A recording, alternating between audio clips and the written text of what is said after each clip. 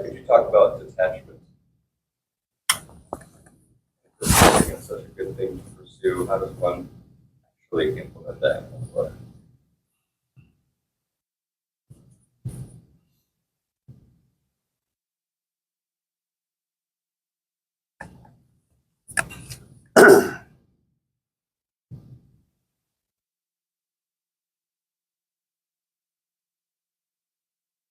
Detachment.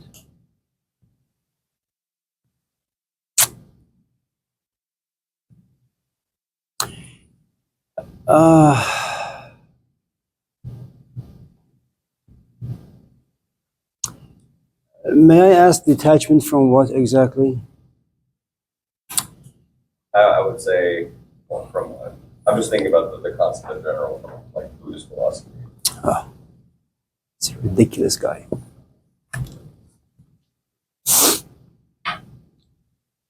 I had a fight with my wife this morning, and I realized how easy it is for me to walk away. And then I thought about my kids. What would happen to them? And I realized I don't really care. But my mom's image came forth, and I'm really frightened of my mom. So I decided to stay. Jokes aside,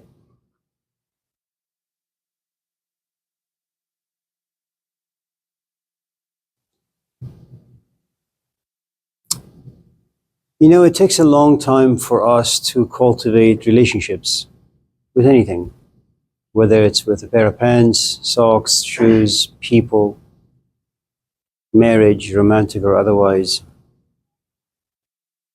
Erica.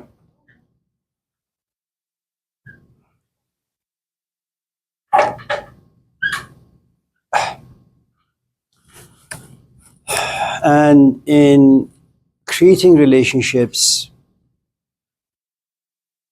there is so much of yourself you put into relationships. You're so invested. I mean, the very fact that you raise your hand after so many months and you ask a question,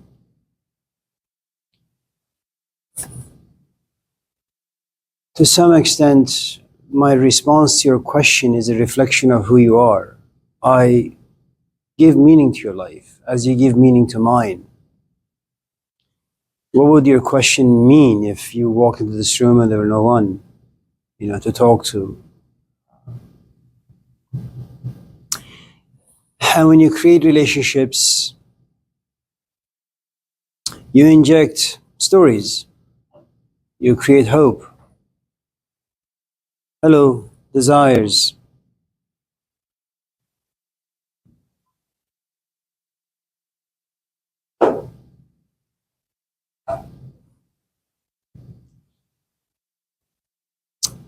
I think about retirement now, especially today. And you need to ask, how did it happen? How is it possible? After 30 years of being in a classroom, having some ridiculous degrees, that you want to walk away from the stage,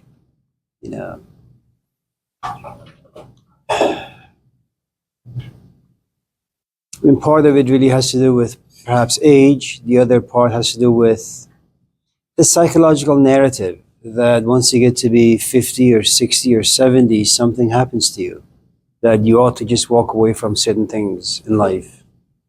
It's socially manufactured, maybe, I don't know.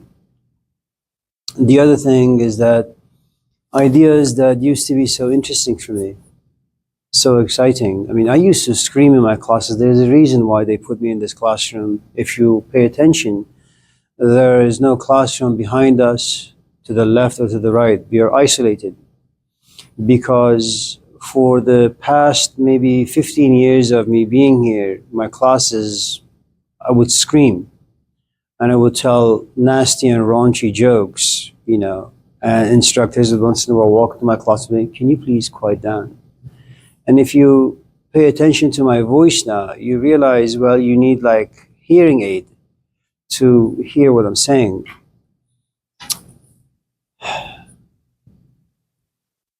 I don't find the ideas interesting as much anymore. I don't find questions interesting. I don't even find my own response to those questions interesting. Something has happened to me, and I don't really know exactly what, except that I am not as excited about ideas or about expressing ideas or any of those things. But it took 30 years. 30 years of playing with ideas, having fun with the ideas, and all of a sudden, one morning you wake up and you realize the volume of your voice is a bit lower now. You're a bit more melancholic, perhaps. You're not as excited, perhaps, you know.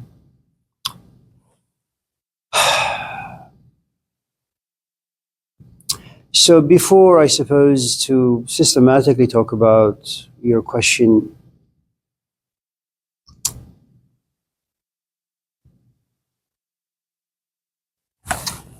let me talk about marriage. And before we talk about marriage, let's talk about relationships.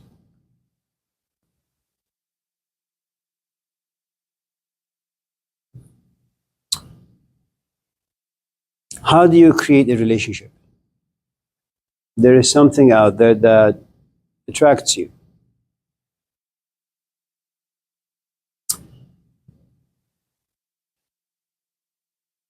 And you walk towards it. Whether it's a book or Erica or a degree, it doesn't really matter. You walk towards it. And in walking towards the object of attraction, you don't walk empty-handed, but you walk with certain psychological stories. She'll say hello to me. Maybe she'll have a nice voice. Maybe she'll smell good. Maybe we can have a nice conversation. So there are lots of fantasies involved. And there are things about your own self that you want to overcome. The fact that you're shy and reserved, you overcome that to walk towards this person. The fact that you don't really have much to talk about, and yet you become very creative. I mean, these are wonderful, heroic things that you have to do to kind of get close to someone. And then you have to overcome the fear of rejection to say, listen, it was nice to meet you. Maybe we can exchange numbers. I can, you know, maybe buy you a cup of coffee tomorrow or the day after.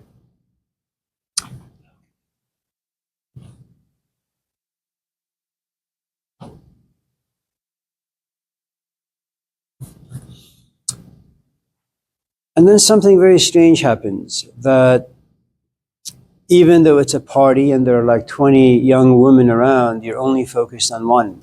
I mean, imagine yourself all of a sudden to have become a magnifying glass, where your entire focus and energy is localized in one single human being. You know, it's like looking for a house to buy, and there are millions of houses around, but just one house captures your attention. And then when you go home with your wife, you just talk about that one house. And then you begin to look at the schools around the house, and the shops around the house, and the people around the house. All these houses, and yet you focus on one. And even though your wife may say, well, the bedroom is this and the school is that, you say no, you try to justify, right? And so you need to understand what goes into these relationships before you can say, well, I want to form a detachment now. And then you spend more time, you spend more energy. And should you be in a position of privilege, you begin to think about buying a car together, and then renting a place together, or buying a house together.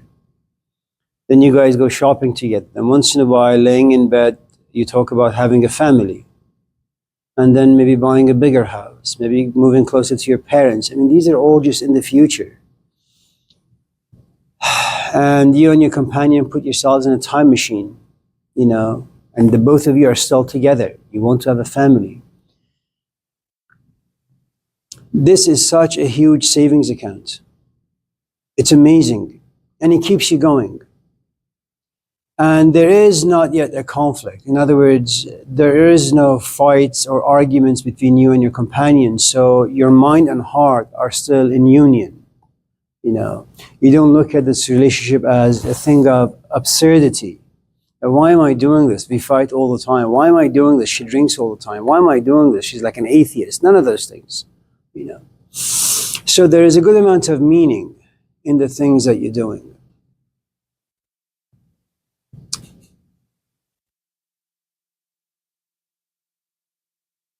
And then she looks at you and she says, will you marry me? And you say, yes. And you go with your friends to look for a place. She goes with her friends to look for a gown or whatever.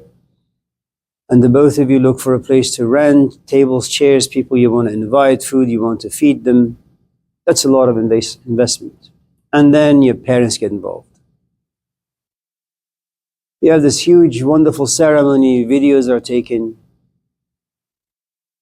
Then you go on your honeymoon. And let's just say you're a virgin and she's a virgin. It's the first time for the both of you. And that's a huge deal, man. You're like a 50-year-old man, you've never had sex. She's like a 90-year-old woman, she's never had sex. I mean, just trying to imagine that, it's a frightening scenario, but nevertheless.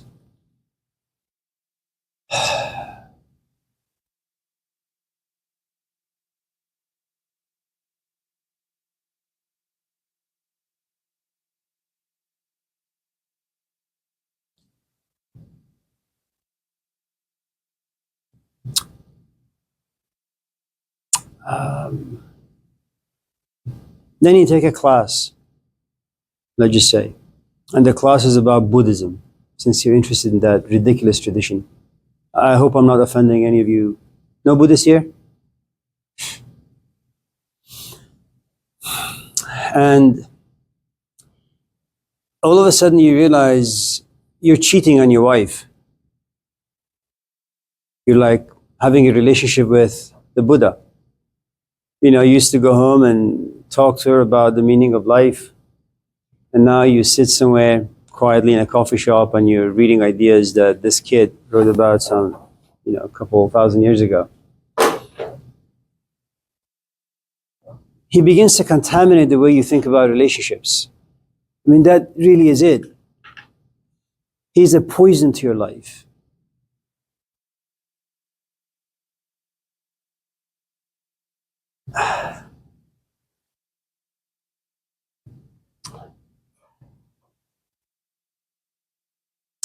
I mean, sometimes I wonder what would have happened if they had crucified Socrates when he was a 20-year-old kid, or Siddhartha's father had just slapped him the moment he said, I want to walk into the desert and become a monk. Or maybe Joseph and Mary, slapped Jesus and refraining him from leaving town. He would never tell people, seek the kingdom of God, we still all be Jews. And there is a wonderful thing about being a Jew. The only thing you're looking for is a promised land. Just find some place, a plot of land, and create some stories about it, and there it is. You've reached promised land. But no, he gives us something that's far more advanced, or maybe far more absurd, that nothing down here really matters. And that's the story of the Buddha. And then you go home, you try to kind of find some meaning in the conversation you're having with your wife, but all of a sudden, you've read, this passage of the Buddha comes forth. If you have nothing meaningful to say, the noble silence is the best thing you could do for yourself and your life. And as you're listening to your wife or your husband just yap on and on and on about like ridiculous things, you say to yourself, man, the Buddha was right. My husband or my companion is not really saying anything significant.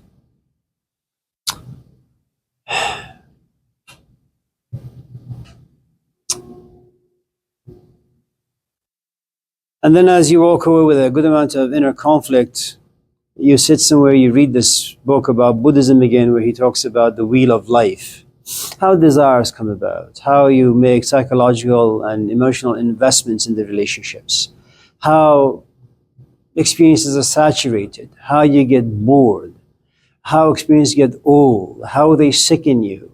And they're all, symbolized. Like your back is hunched because you're carrying a desire. You're standing like tall and strong because you're enjoying the desire. All of a sudden you grow a beard and your hair is long because you're getting old. and then your corpse is just on the ground because you're dead, i.e., the desire is dead inside you. And then all of a sudden you find yourself as an infant. Another desire has just entered your life. And once again, you're born anew, only to find yourself dead again. And then you look at your relationship and you say, well, I don't want any of this stuff. How do I remove myself from this wheel of life, this poison called life? Well, what you have is a conflict between the intellect and the physical body, the intellect and the physical life, the intellect and what it really means to be human.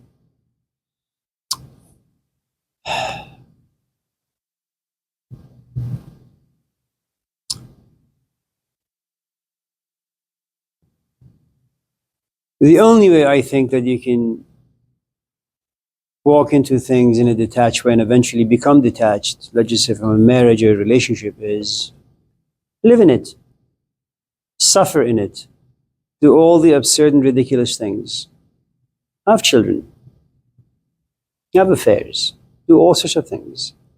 There will come a time where none of those things will mean anything to you. It really is just a matter of time before everything just falls apart. There are two ways, I suppose, you can find detachment in things. One is you wait for an avalanche to happen. As you get older and as you become more comfortable in your own skin, you become a bit more authentic. You find yourself in a place where you say no more often to your wife. No, I don't want to go there. No, I don't want to see these people. No, I don't want to watch this movie. No, I don't want to have this food. And as the no's increase, then you realize you have less in common with this person. At a certain point, there is the breaking where you look at yourself and you say, I just don't want to be here. And you go to your wife. After some turns and tosses in the bedroom, you say to her, I'm walking away from this relationship. Now, she may think that this happened yesterday, but the truth is you've been thinking about it for the past 5, 6, 7, 9, 10 years. And it's only because you're no longer going to Target looking for cribs for your children. You're no longer looking for diapers. You're no longer looking for things to buy together, places to go together, holding hands, going on a cruise. You've done all of those things. So if you are healthy, then yes. If on the other hand, you desire to kind of walk away from the relationship, but you're sick and you want someone to take care of you, then the story is different. Right. The other form of detachment is one of study, the Buddhist way.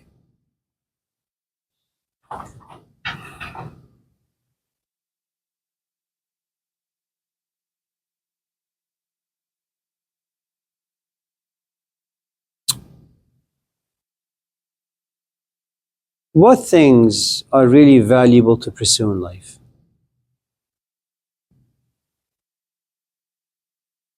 Since you're a military man, and I'm sure you've seen the Fiveology Rambo movies, right? So you have a guy who believes in the system, fights for his country, believes in freedom and justice and equality and all those things.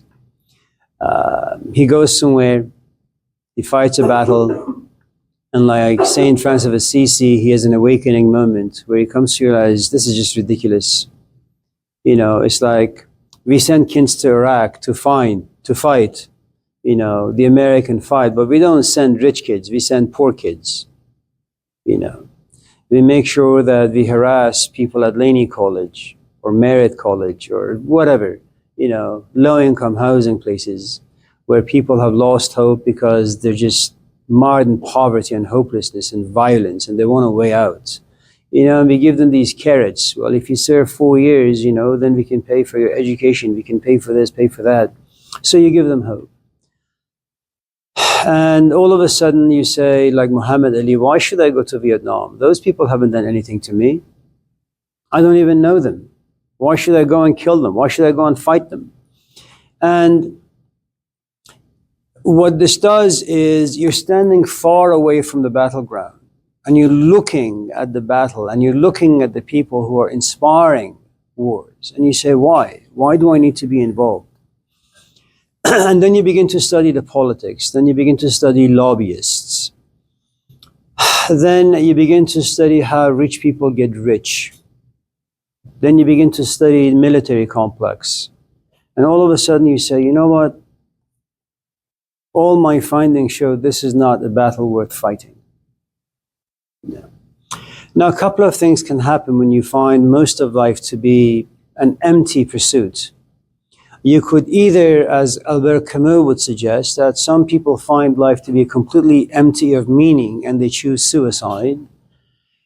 And some people find life to be completely absurd and meaningless, but they say yes to life very much like Nietzsche. Okay. It is true that life is meaningless. It is true that all of us are moving towards nowhere, really. If you can find something, find a book you're interested in. Let that book and let the ideas in the book consume you for a moment. You know. And if you can find books like that, if you can find people like that who can engage you, consume you, you're very much detached to most of life. You don't care. You're very indifferent. You see the whole thing as an absurd exercise. But there are moments where you find something so engaging that suicide is the furthest thing from your mind. If you look at the life of the Buddha himself, you realize the only thing he finds interesting, like Socrates, is just having meaningful conversations with people. I'll tell you a story. How many in this class have heard of Jean-Paul Sartre? Nobody. I can't believe it. None of you in this class? Who do you call him nobody? I've heard his name though. I don't know who he is, but I've heard his name. You are as much of a somebody as I am. Exactly. Which means that both of us are really nobodies. That is true. I had an instructor many, many years ago. His name was Robert Platzner. He used to teach at Sacramento State. Funny little guy, awful instructor. But I remember one of his sayings, "Don't argue with me, because I'm always right." When he first said it, I said, what an arrogant prick. Why would you say those things to your students? I realized he was right.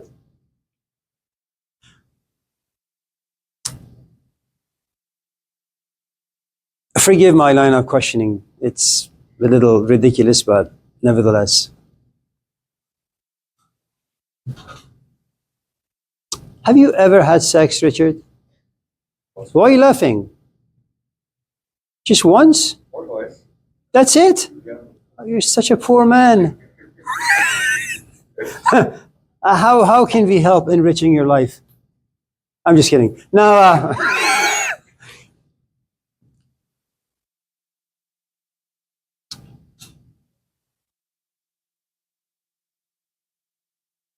Jean-Paul Sartre was with this woman, Simone de Beauvoir.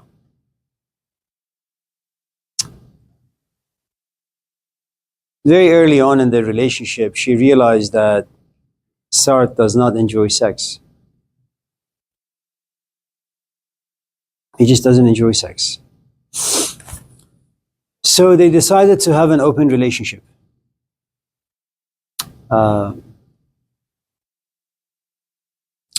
And they decided to be very transparent about the people they would hang out with.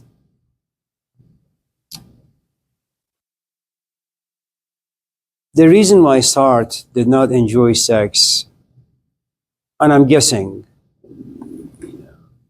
he talks about the meaninglessness of sex and being a nothingness.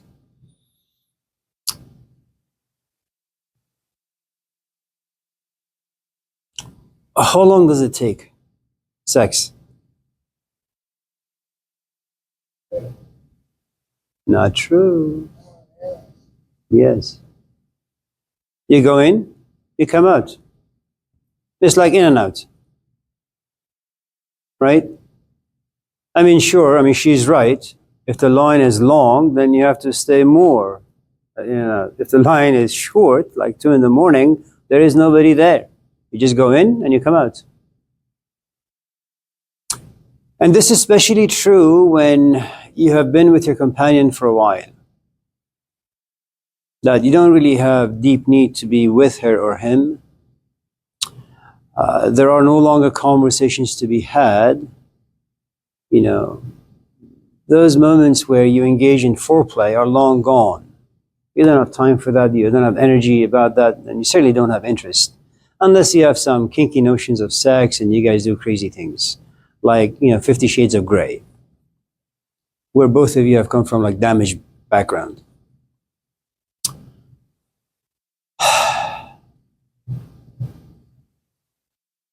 What he did enjoy, though, was sensuality. Like me and you sit somewhere, and we make sure we don't penetrate. We just sit, and we hold hands, and we study our bodies.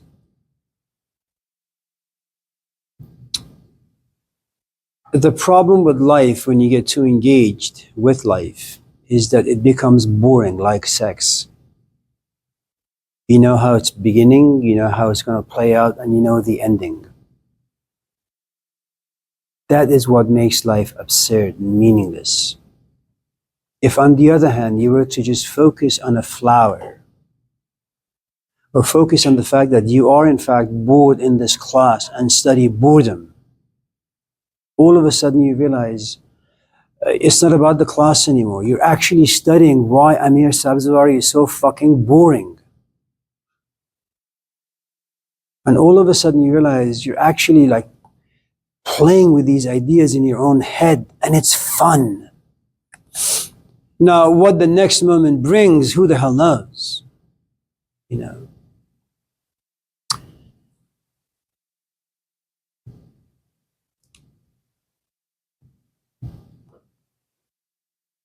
It takes us a long time to figure out life, and to figure out that life really is just this empty container that bores the hell out of us.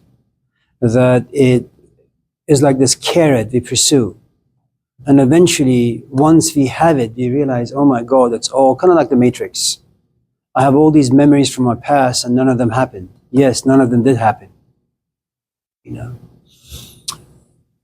Detachment leads to indifference. Indifference leads to just you don't care. And not caring puts you in a place where you can't be inspired by anything that life has to offer you. No one wants to be around you, because all you'll ask is, okay, so I come here with you, and then what? Okay, so we do this, and then what? I mean, you have children. You're going to send them to Laney College. No different than the people here. And in the end, what? Let's just say they want to be a teacher of sorts. Look at me. All right, so you have fun for about 20 years. What's the end result? It's what you have. Boring, uninspiring, always talking about retirement. And in the end, there are no students to be had. There are no ideas to be expressed. And then you sit back and you say, really? This is what happens when you study anything too closely? And the answer is yes. The problem with the Buddha is he's just far too intimate with life. He sees it for what it is. And I think it's exciting. But, you should look at the teachings of the Buddha very much like the way you look at boxing. We don't want to be in the ring. It's just nice to watch two people beat the crap out of each other. You don't want to play football, but it's nice to sit home and watch TV. People banging into each other. You should look at the Buddha very much like a movie. A guy who goes on a journey, figures something out, and then that's it. And then shut off the TV and go your way. I think the problem is these ideas are so tantalizing and so inviting and so deceptive that the illusion they create for us is, now that you have seen this movie, why don't you become part of the character? Embody the ideas. It's like you watch the movie English Patient. And I remember I had this really awful argument with my companion way back then, and the movie came out. So I call her and say, all right, we've been fighting for the past 2 years. Let's go watch this movie together. She says, okay. And while in the movie was so exciting, inspiring, that she holds my hand and I hold hers. As we walk out of the theater in San Francisco, it's pouring. I take off my jacket and take off my shirt and, put both of them over her head so she doesn't get wet. All of a sudden, romanticism. Okay. Once we get to her house, then we fight again. But what the movie does, it removes the wrinkles for a couple of weeks. Sometimes you like someone and you go to them and you say, will you go out with me? They say, yes, but maybe no. Well, when will you know? I will let you know. I'll call you tonight. You sit, nothing comes. No phone call, no text, no message. And as you're waiting for this person to call, you create stories. Let me iron my pants. Let me take a shower. Let me fix my nails. You do all the stuff and the call never comes. But at the same time, you're creating all these stories. And these stories make you more intimate with what is to come, which is this person going to call me, we're going to go out to In-N-Out, do ABCD. Now, once you're consumed, you say, well, I don't want to put myself in this situation ever again. How do I walk into relationships detached?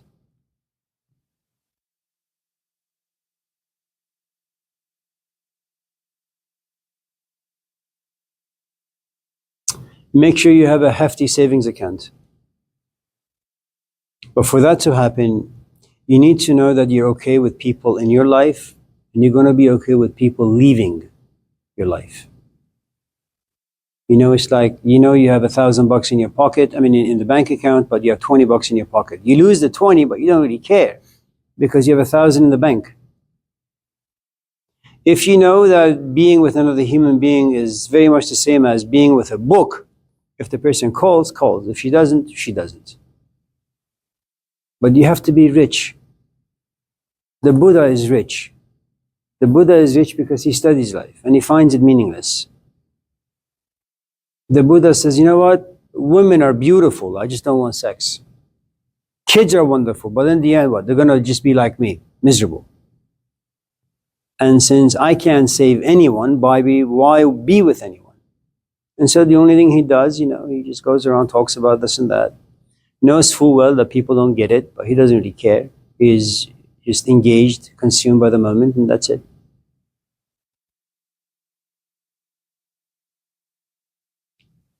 That was too much talking. Jesus Christ. Yuck. Yeah. I think it's better for people and their spirit to live in a smaller individual society or to live in a globalized life.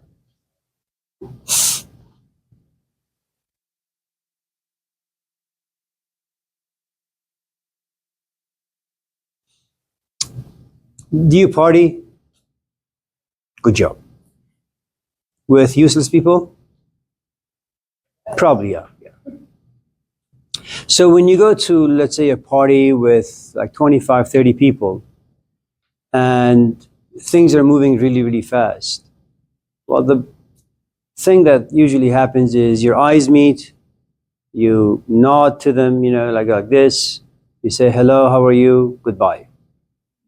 So the idea of sitting someone down and having a conversation with them to create a meaningful relationship, that doesn't usually happen. In a society such as this, where things are moving really, really, really, really fast, when people have 1,000 things on their plate, it's very difficult to form meaningful relationships. And the problem with us, most of us at least, is that we want relationships to be meaningful. We want them to be rich. Don't you sometimes get tired of just like having gossip as conversation? Sometimes you look at your boyfriend and you say, can we talk about something like inspiring? And then you realize, well, he's not really inspiring at all. And so if, on the other hand, you were to hang out with maybe 5 people and see them every single day, and then have different engagements, you go hiking together, cook together, clean together, make food for the homeless together, I don't think you can do it, in large groups, small groups, yeah. Yeah, Aristotle once had argued that, and this is a guy like 3,000 years ago, that the moment a village gets to be more than 1,000 people, what you have is a zoo. It's no longer civilization. And he's probably right. Yeah, yeah. Oh, I was just thinking, well, why a zoo? How's that comparable?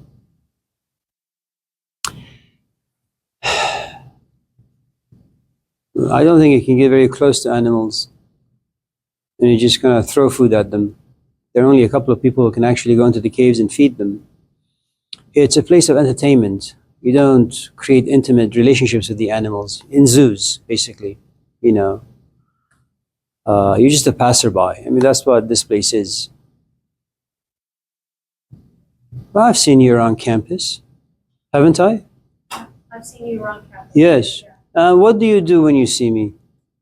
Well, sometimes. No, I'll just tell you. And it's not about you. It's mostly me doing it to you, not you doing it to me, which is the moment I see you, I look the other way. All of a sudden, I bring out my cane. You know, I'm blind. I don't see anything. You know, because I don't know you.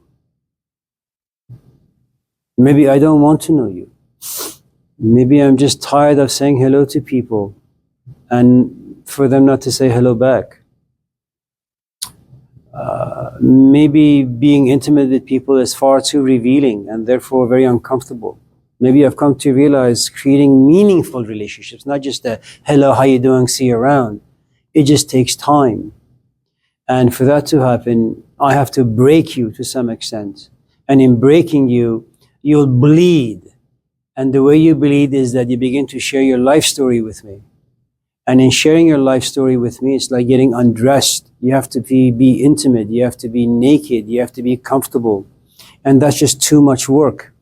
And I'm no longer at a place where I can just be socially respectable or respectful in the sense that when you see someone, like a student or a friend, stop by and say hello. It's like when I run into Persians around town. I don't stop to say hello. I just look the other way. You know? Because the moment I say hello, I have to say, oh, how long have you been here? Oh, do you have children? Or what do you think about Iran? I don't give a shit about any of those things anymore. And the best way to protect myself and keep to myself is just look the other way.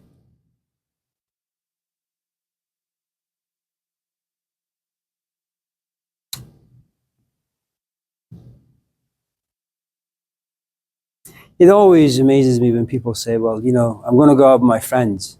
For what? I mean, you're young. You have no choice but to do what you do, which is really great. Yes, Matthew.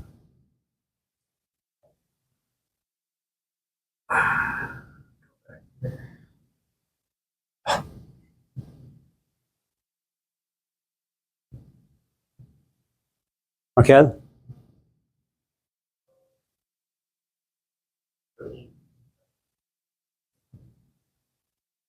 Are you talking to me? No, I don't know. I don't know. I mean, you have a cell phone. You play with your phone. I mean, habits and addictions aside, the truth is, I don't really feel like being here today. And looking at you, you don't really feel like being here either. Today, I'm not very interesting. The truth is, you're not interesting either. This class is a bore. How do you survive the next hour? Well, there is your phone. That's a coping mechanism.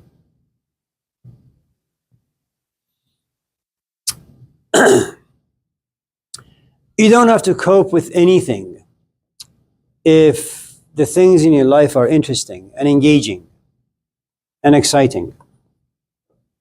You don't have to tolerate your companion if you guys are having a good time. There is nothing to cope with. If on the other hand, there are things that are bothering you and you don't have the proper tools to resolve those issues, then yes, you have to kind of cope with the situation the best you can. Some people drink, some people smoke, some people play video games, some people masturbate. You just got to figure out what works for you. You know, some people come to class and they just doodle for an hour and a half. I had a couple of choices in life. I could either go into an insane asylum or I could go into teaching. I chose teaching because what happens when you go into a mental institute? You have a therapist coming to your room every single day and they talk to you. What's your issue? What's your problem? What can I do for you? The classroom is very much the same, except that you just talk to yourself.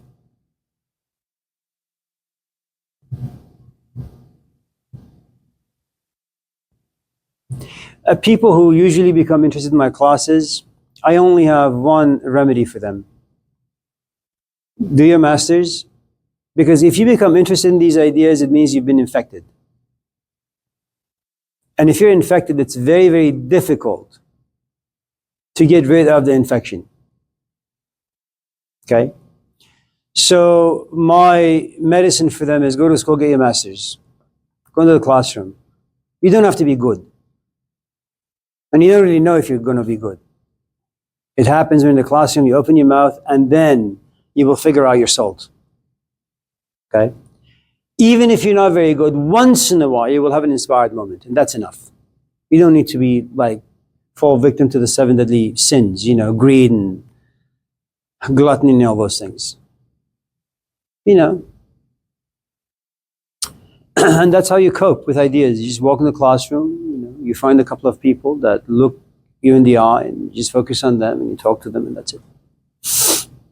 Life, you have to cope. The rent is tough. Cope. Having a job is tough. Find a nice boss to work with. Friendships are tough. Find the ones that suit you. Marriages are nearly impossible. So have some personal space. Kids are awful and they're tough. Make sure you have a support system. School sucks. Make sure you have ways to entertain yourself while in the class. Relationships, they smell bad. But you just got to find tools to survive, that's all. You know that movie Titanic near the end? Where the guy drowns? You don't need to buy a yacht or have a huge ship or a raft. Just some sticks will do. Just make sure that you have a couple of sticks, you tie them together, they will keep you afloat. That's all you got to do. If you think this class sucks, and every time you come here you want to end your life, well, come to class once in a while. Sit in the back and play with your phone. This is the way you cope.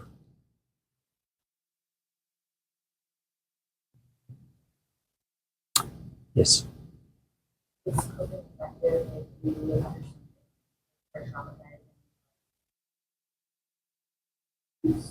Molestation, stuff like that.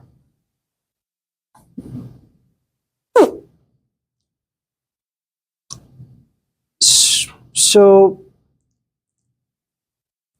it's something I call the psychological self, and it can happen in this particular category of identity. Falls into different kind of stages or branches. Psychology can either happen because I am your dad, I'm Christian, from the moment you were born, I've been taking you to church, I've been reading the Bible. You're a Christian, not because you understand it, but it's something you inherited from me, something that you've been exposed to on a daily basis. Now, it can be possible for you to take a philosophy class or a class where you become an atheist, where you encounter certain set of ideas that can uproot you. But after a few years, when the power of those ideas subside, you will go back to being a Christian. Maybe a different version, but you will nevertheless remain a Catholic. It's very, very difficult to remove that particular software from your psyche. Okay, that becomes the core of who and what you are. Okay, what's your name? Christian. What is good? What Christ said. What is bad? What he didn't say. Okay. There is another aspect. This is what we call enculturation. Society programs you, family programs you, and this usually works behind the scenes from a very, very young age. Okay, I've studied a lot of religious traditions. I am a Muslim. You know why? My parents are a Muslim. You know why? Iran is a Muslim country. From 0 to 11, the only thing I saw was mosques. The only form of entertainment was sitting in the mosque and listening to sermons. The only conversation I heard for the first 11 years of my life, politics and religion. That's who I am. Okay?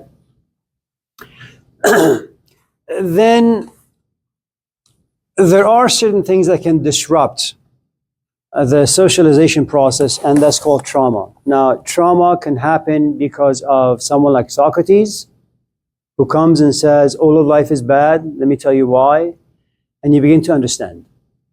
There are certain traumas, and it also depends when you talk about certain traumatic experiences, when it happens.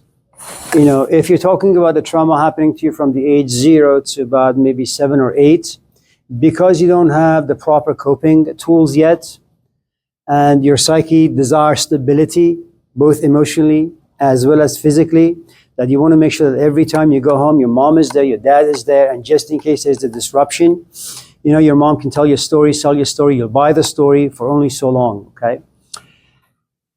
Before you come to realize certain truths, and then the disruption happens, okay?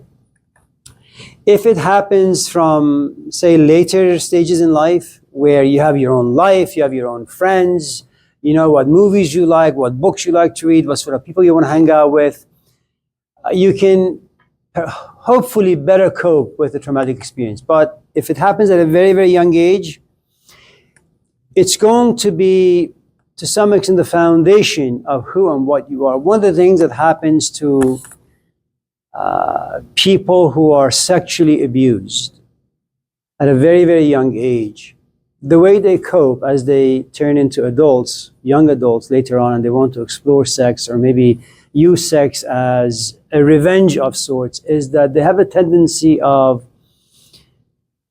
disconnecting from their physical body. That they just lay there as a lump of meat. Their companion can do whatever. It's not that it's devoid of pleasure completely, okay? But for the most part, they are disembodied.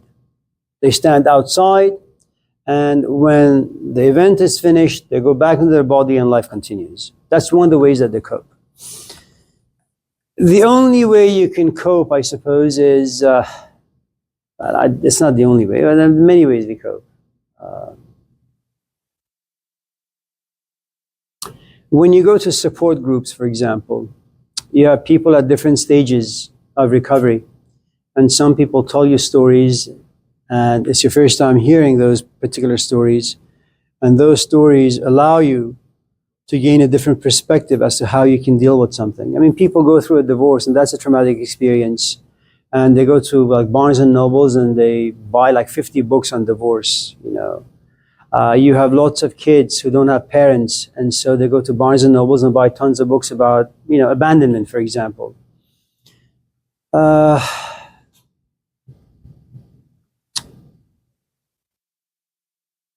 Sometimes you cope by purely distracting yourself, and there is nothing wrong with that. Sometimes you cope, I'll tell you a story. A few weeks ago, we got an email, someone on campus, an instructor, in a social science class, like a history or sociology or one of those classes. The instructor had used the word rape. Right? And one of the students walked out, went to the 7th floor and complained. Now, come to find that this particular person had an experience when she was very, very young, but she wasn't able to deal with it the proper way. What she could do was repress the emotion. You know, I don't feel like cleaning the house. What I will do, I will gather all the junk and just push them into the closet and just lock the door, okay? Sometimes your shoulder hits the door and the door opens and everything comes out. Okay?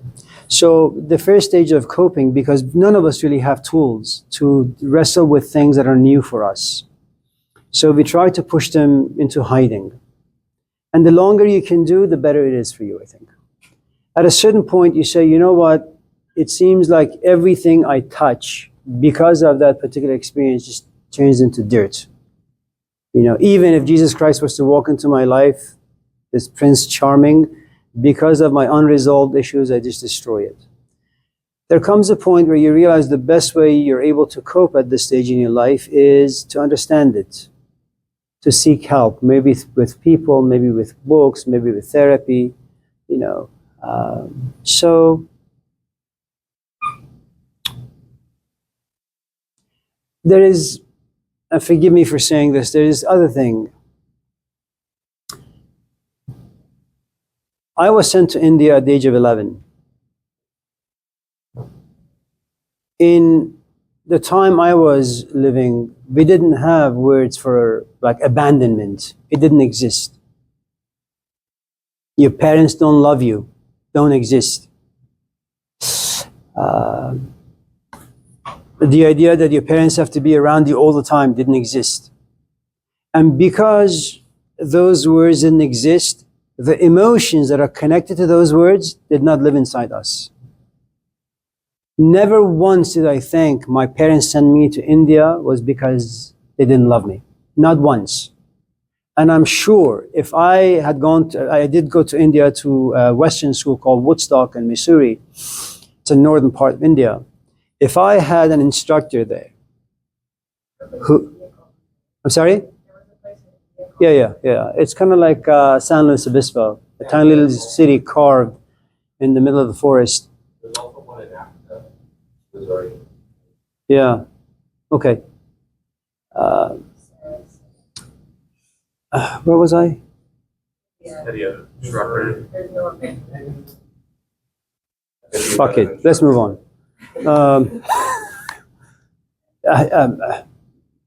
Yeah.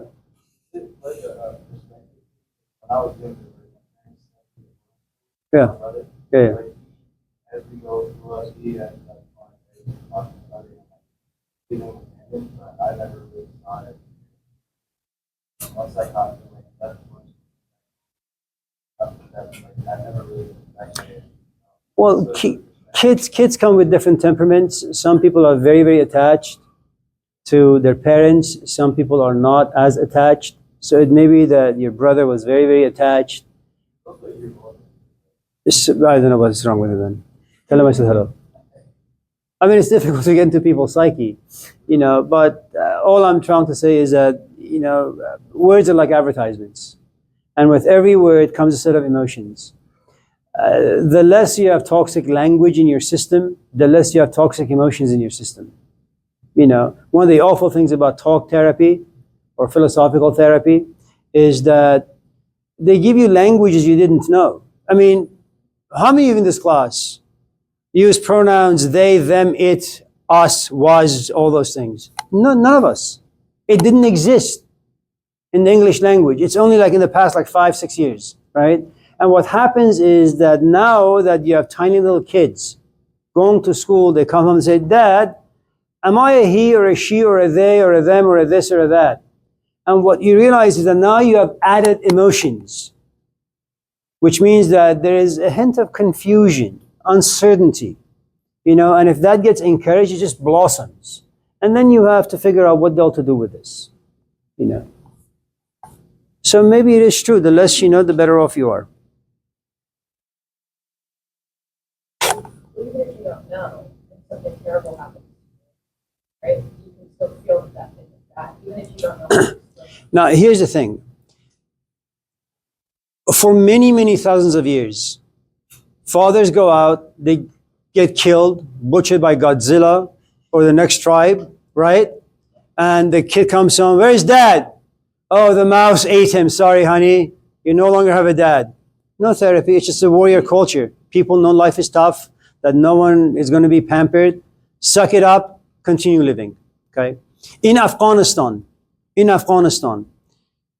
brothers molest sisters. Fathers molest uncles. I don't know if they actually do that. But it's everywhere, right, in the culture. They get married, they have healthy lives. You know. There is something about, you know, like culture has this Do you have a computer? And you have like a virus detection system, like a McAfee or something that catches like bugs.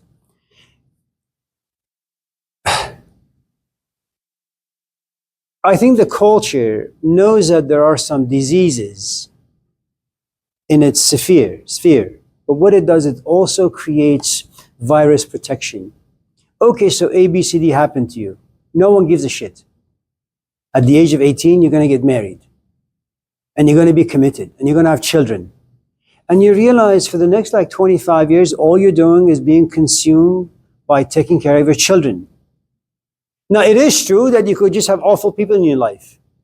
You know, someone from the West coming in saying, oh, well, you do everything for your husband. Why don't you read like Simone de Beauvoir, The Second Sex? What is that book about? How to be a woman. Yeah. And all of a sudden you introduce to these poor people this brand new philosophy.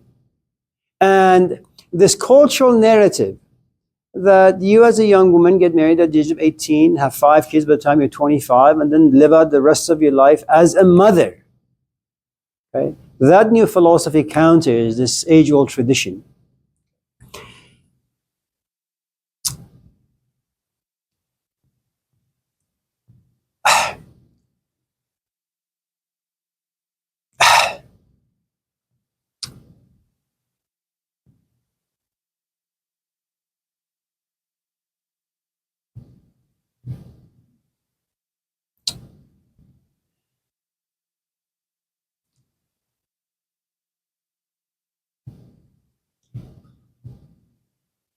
You ever been to mass movements? Like, no, that's like just a mass. Protest? Huh? You mean like a protest? Yeah. Like down with this and down with that and hell with this and hell with that. One of the nice things about, being in huge movements, lots of people shouting and screaming for things, is that they allow you an exit from your life.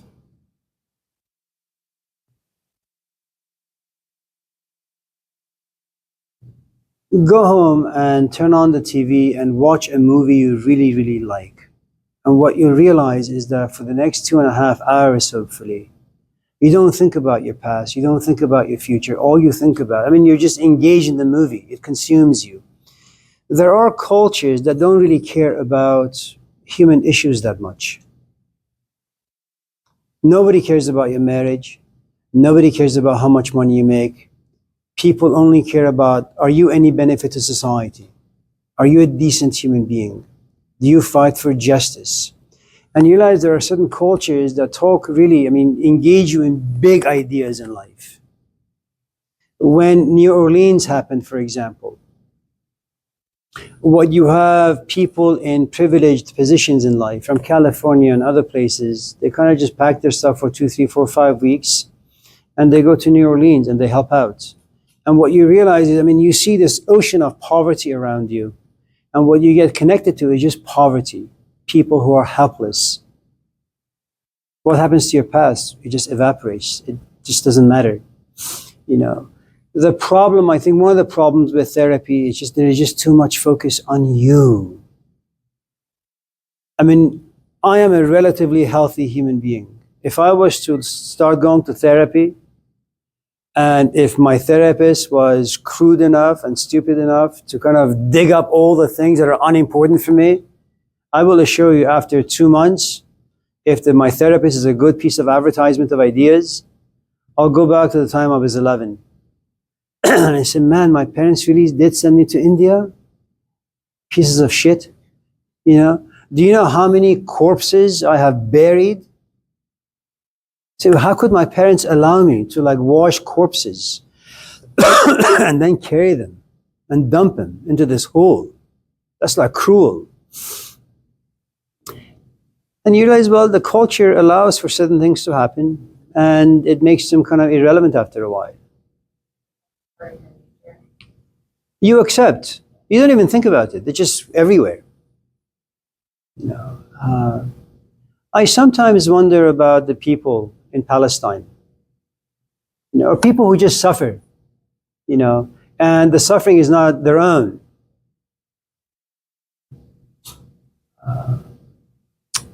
There is this, I forget the name of this particular disease.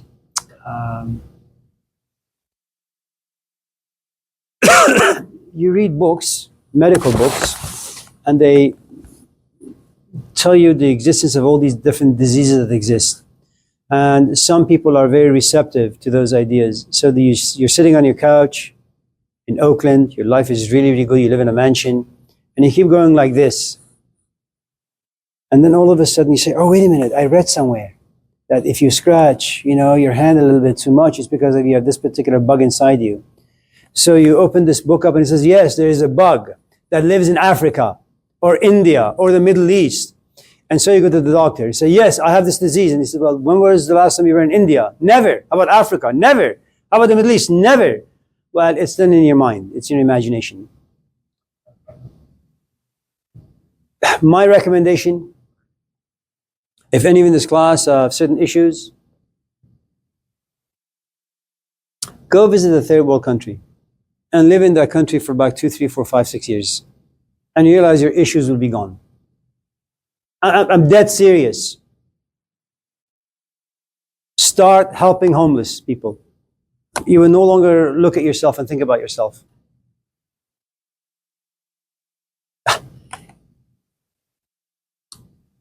Do you know what would happen to me if I was to look myself in the mirror every fucking time? I'd probably end my life.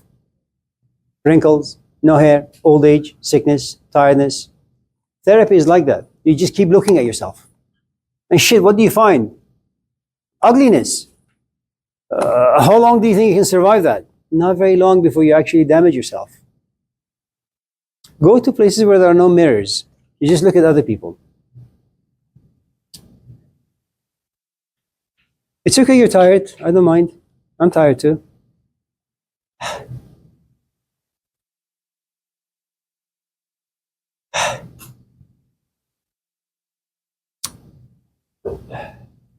Markel? Anything? Eric, Matthew. Why do we feel resentment towards innocent, pure things? Like a need to sort of soil them? Example.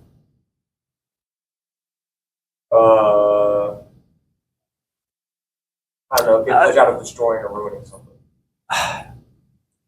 Let's say you come to this class and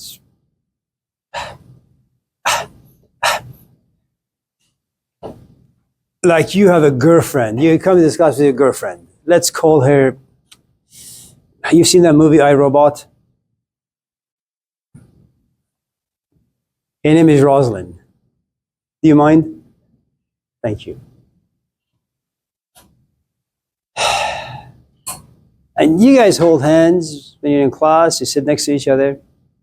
And when we're talking once in a while, you guys like kiss. So what the hell are you guys doing? And as I'm like talking, you guys like make out, full blown, all that stuff.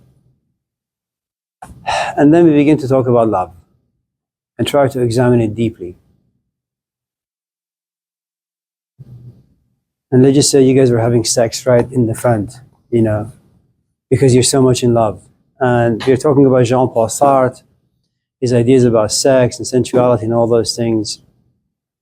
And all of a sudden, Rosalind comes to recognize the fact that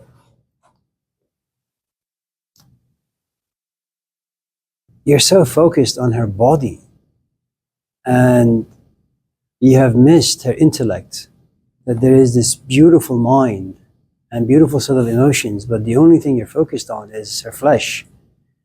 And she finds it offensive and insulting, and all because we talked about it in class. And she stops you.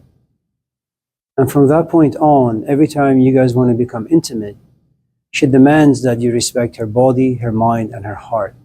You say, well, when the hell did this happen?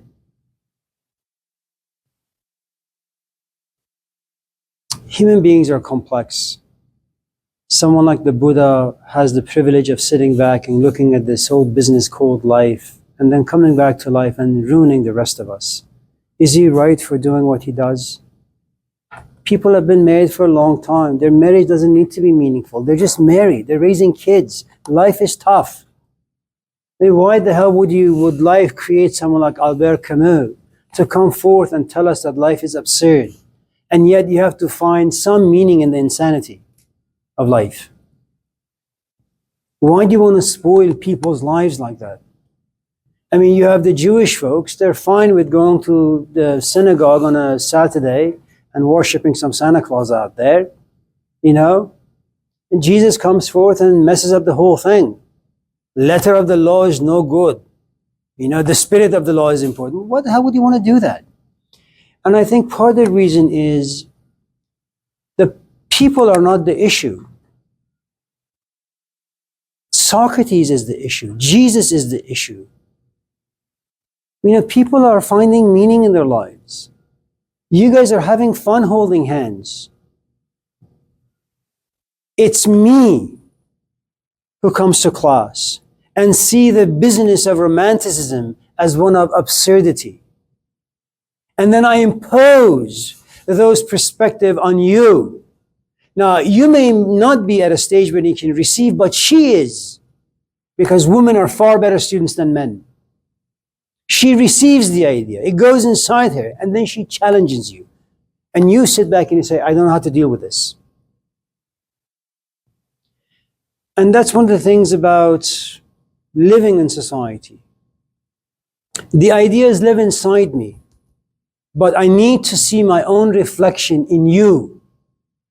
I use you.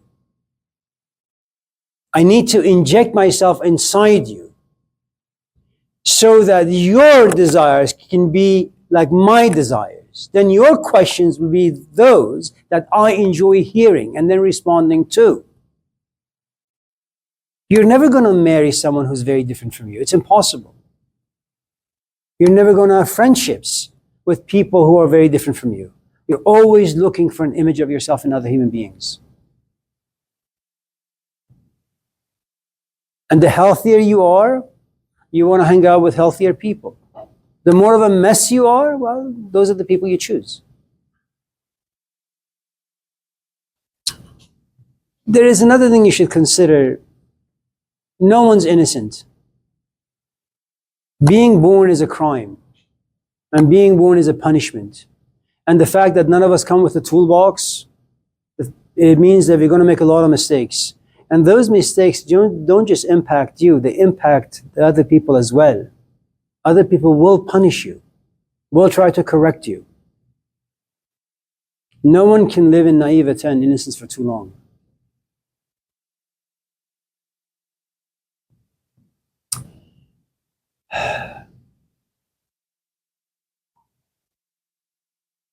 Have you ever been to the city called Anis?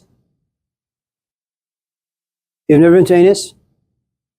And that's the thing. See, you can use the word Anis until you're about 5 or 6. It's funny. People get a laugh. But once you get to be like 8 or 9 or 10, once you have some parents who reprimand you for saying things and doing things that are improper, especially in society, then you use the word Anis in a very, very private setting amongst people you're comfortable with, intimate with. Innocence is only allowed for the first 8 years of your life. Then you get spoiled because life is a tough business. I mean, many of you in this class come to this class with a good amount of naivete and innocence. I mean, stupidity, which is really good. So you can enter into a relationship with relative ease. You know, and then you come to this class, I say, listen, you know, let me tell you a little bit about this culture, about the people, about its psychology, about media, about advertisement. You say, man, maybe I shouldn't get into relationships. Well, yeah, you shouldn't. It's tough. And it's dangerous.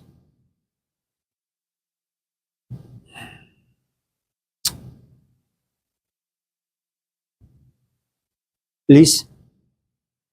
Oh,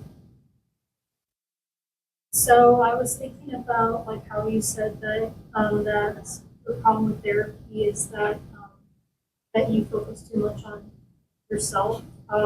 Is there a way to balance that? I think once you gain some insight into anything, it leaves a mark inside you. And the conflict begins. If you and I are in a relationship, and you realize that I drink a bit too much whenever I get really angry or upset or frustrated, and when you and I have conversations, sometimes it leads me into frustration and then I start drinking. Well, next time you want to open up and tell me something, that you kind of backtrack saying, well, this conversation is going to frustrate him. And if it does, is he going to start drinking? And if he does, is he going to start yelling and screaming and being abusive? And that's what happens. The balancing is very, very, very difficult. You know,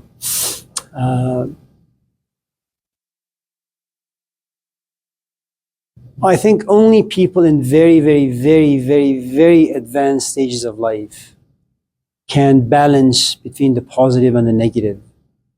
You know, because you're going this way, there's another force coming to you this way. There's going to be a great amount of wrestling, conflict, emotions you don't really understand.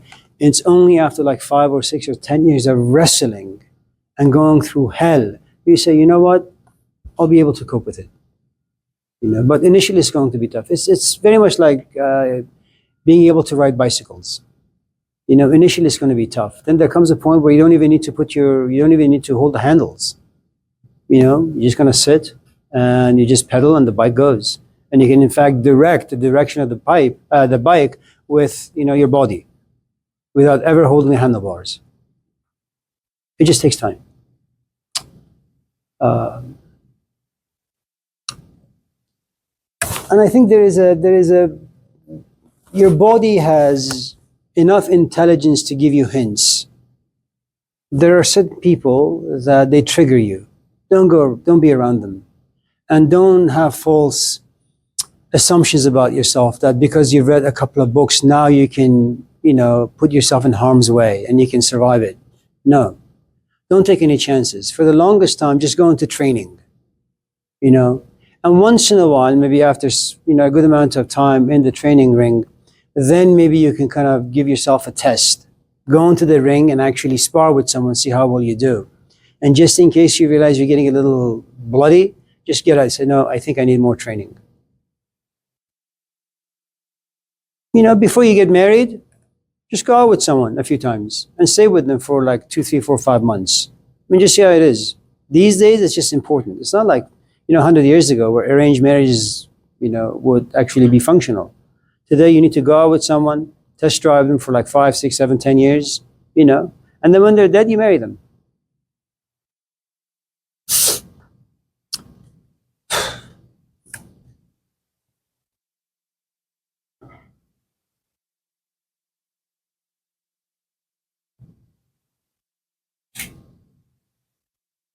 Erica, are we ready to leave? What time is it? 10:47. Oh, we have like a minute. Yeah. One of your videos, you talked about like opiate to go outside and then not eat. People is, would you say that's like on bottom?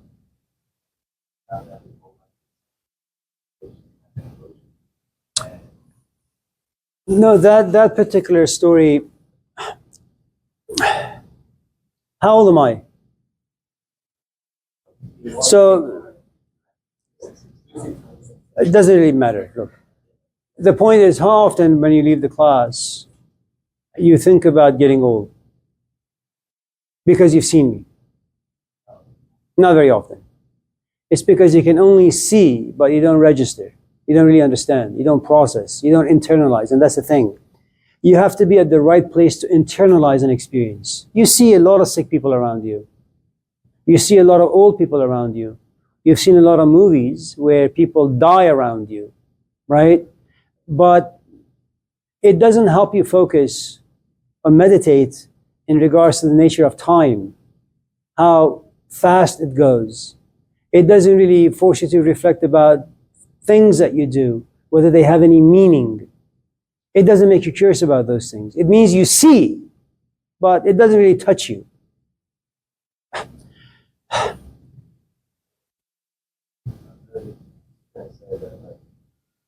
All I'm saying is the story of the Buddha is a miraculous story. It's about a kid who sees someone who is old and says at the age of 19, "Oh, fuck. If I'm going to get there too, what's school good for? If I'm going to get sick too and be alone, how should I use my time while I have the youthful energy?"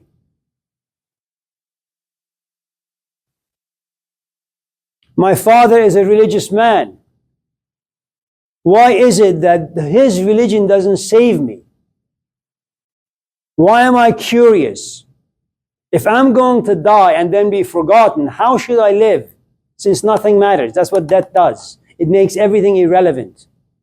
Forget all the other things that the Buddha said.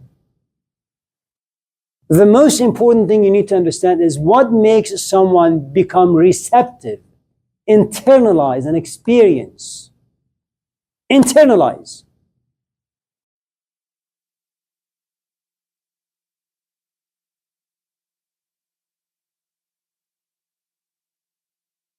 You know why your brother does what he does? Because he internalized abandonment. For you, it's just a word in a dictionary. For him, it's a living organism. Because for you, it's only a word on paper. You can play with the idea in the classroom. For him, it's a trigger point. Something about him explodes. That's the difference.